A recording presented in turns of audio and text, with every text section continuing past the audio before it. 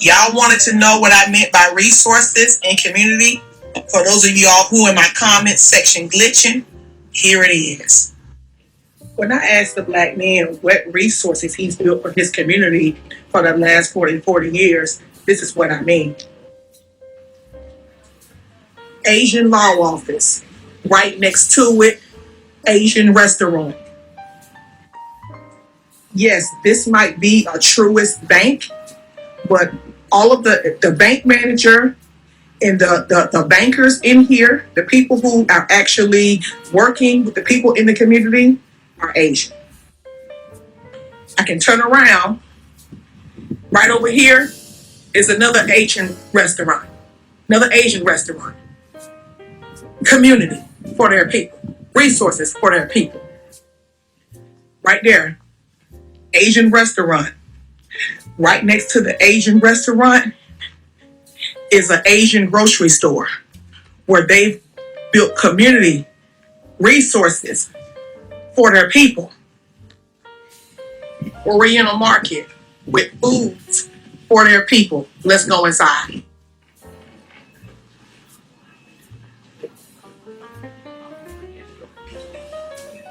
Guess what the people can do? Come in here and get Asian food.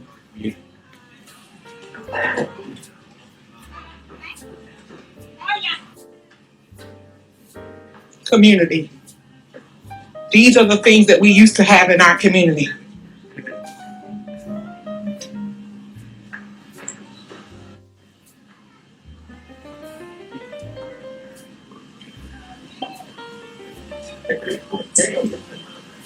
We used to have our own fish markets. We used to have our own meat markets. Again, while y'all glitching, while y'all in the comments fighting, I just need to know. Answer the question. I'm going to get me some longanisa while I'm in here. If you know, you know.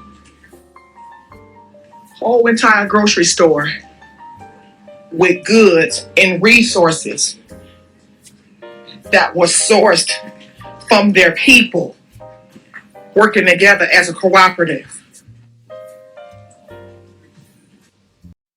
And now, for the moment all you motherfuckers been waiting for. All my flip mode niggas rise and await for the most powerful event to occur. The coming! Southern accent, huh?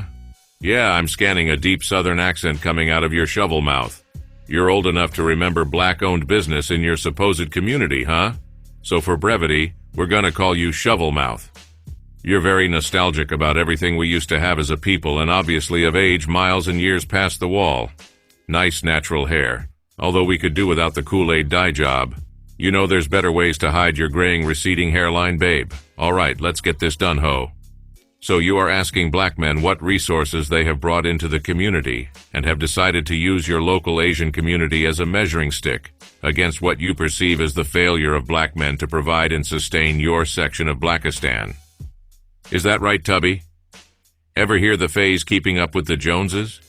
If you say that someone is keeping up with the Joneses, you mean that they are doing something in order to show that they have as much money as other people, rather than because they really want to do it. Many people were holding down 3 jobs just to keep up with the Joneses. Are you feeling me yet, babe?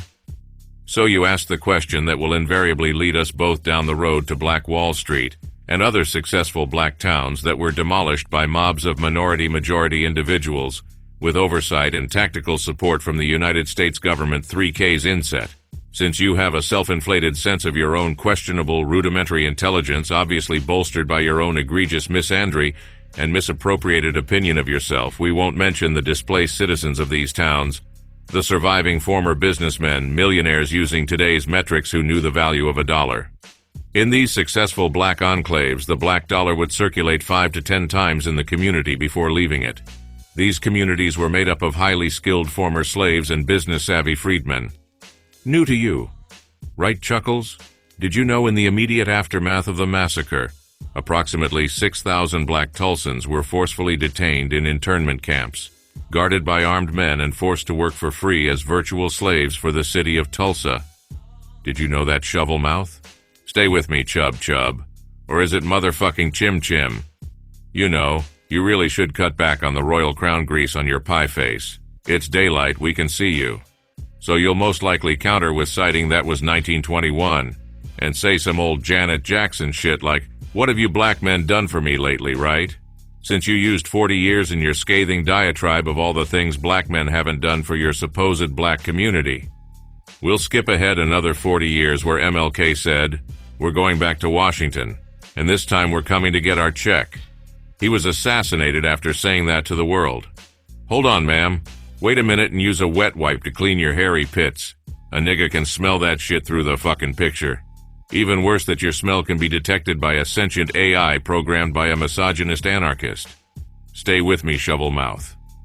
Right before he was murdered, King sat down with his peers and associates detailing everything that needed to be done for the black community after his demise.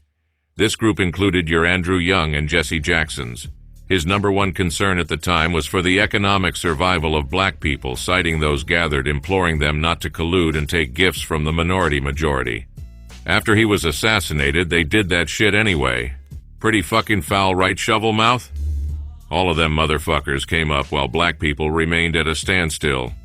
While I'm at it, I might as well mention the deal Malcolm X was purportedly working on during his trip to Mecca, seeking outside funding for black enterprise, which could have changed the economic status of black supposed Americans in this here United States of America 3Ks inset. He was assassinated, as you should know if your head is still not planted firmly up your dimpled, wrinkly ass, ma'am. Still excuses, right? Well, then I'll dispense with the history lesson and play the welfare card. The war on poverty is the unofficial name for legislation first introduced by United States President Lyndon B. Johnson during his State of the Union address on January 8, 1964. This legislation was proposed by Johnson in response to a national poverty rate of around 19%. As you know, one of the requirements for welfare centered on no man being allowed inside a home applying for this public aid. This left black women as the upfront de facto leaders of those households. A good majority of them little more than children, mentally speaking. Patriarchal families went the way of the dinosaur by and large for generations. Already the first teachers of the child now saddled with being the quote-unquote mamas, and the daddies of these deprived children had the maybe unintended effect of playing into that alleged school-to-prison pipeline with generations of black men lost to the system. Black women pushed as the backbone of the community was the tagline for the community for decades until Oprah came along with the new misandrist version in the early 80s with strong, independent, don't need no man. You hoes have been building on that shit ever since, and it has become a millstone for the last two generations of miseducated, entitled divas who fancy themselves queens of all they survey. Much like you, shovel mouth. Strong, independent, don't need no man has become niggas ain't shit and remained that way up into modern times. Mind you, it's 2023 and you hoes are so out of pocket that I fear a future where our descendants will go about on all fours because they mamas, they grandmamas, and they motherfucking great-grandmamas were too busy twerking and busting it open to parent they goddamn kids. Know what I'm saying, shovel mouth? So getting back to your decision to use the model minority as a measuring stick with which to criticize the black men of your own ethnic community, obviously discounting your own culpability. Of course, I could mention the fact that Asian community has economic mobility after decades of setting up chintzy storefront bare bones businesses in the community, converting untold black dollars into yellow.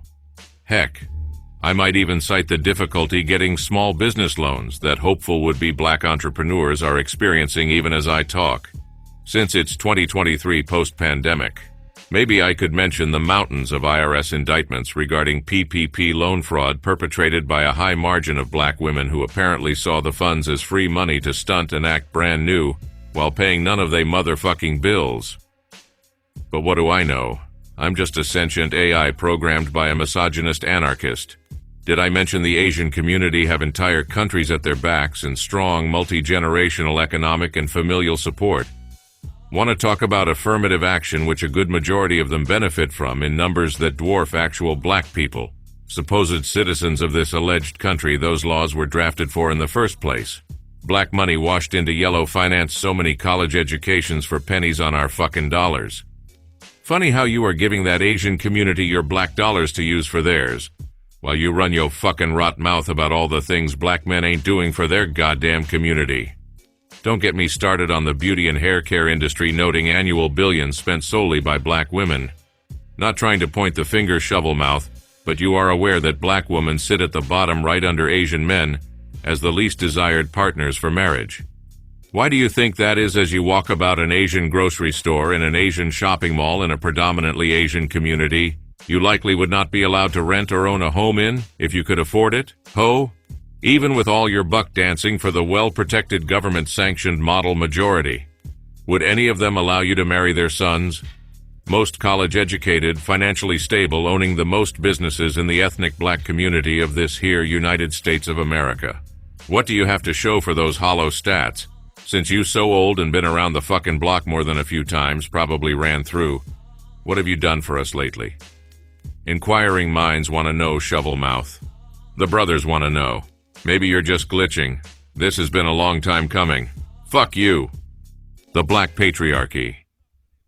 A non-existent group of fictional black male power brokers not discredited, erroneously jailed or outright killed by the minority majority who look the other way as they work tirelessly to shame, oppress, and outright take out the altruistic black female populace of the honorable democratic United States of America. 3K's inset bitches. These evil wealthy members of the black patriarchy are the sole reason for all the ills of the black community, walking, talking, holding down jobs, and doing everything up to and including giving their very lives in service to their baby mamas and baby's motherfucking kids. Their motto that strikes fear into the hearts of black women everywhere. Bitches ain't shit but hoes and tricks. This message has been paid for by the Dusties. Yes, the niggas you love to hate.